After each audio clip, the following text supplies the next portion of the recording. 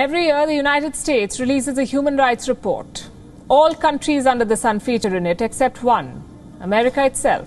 Because the land of the free can do no wrong. The report is an exercise in self-importance, a reaffirmation of America's position as a global policeman. But who exactly left them in charge? No one. The US thinks it is destined to lead the world.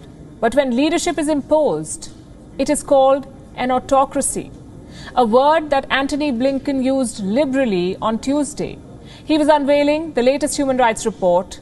Blinken declared that the trend lines of human rights are moving in the wrong direction. Almost every major country has been criticized in the report, except, of course, America's close allies. What about India?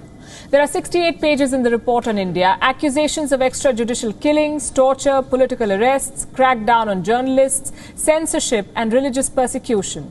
There are also some words of praise, the efforts made. The problem is, India never asked for this review. Neither did any of the other countries. America's judgment is unsolicited. The reports are prepared behind closed doors. The information is collected from random sources. NGOs, academics and activists contribute to the report, and their opinions are influenced by their politics. Says America deals with problems in broad daylight. Maybe the secretary needs to be reminded that George Floyd was also murdered in broad daylight. The helpless children at the Mexican border are also being separated from their mothers in broad daylight. This is the scene at Joe Biden's border detention centers. 100,000 arrests in February, 100,000. More than 2,000 minors held for more than 72 hours. That's beyond the legal limit set by American law. If only Blinken's report had a chapter on his own country, the pages would fill up fast.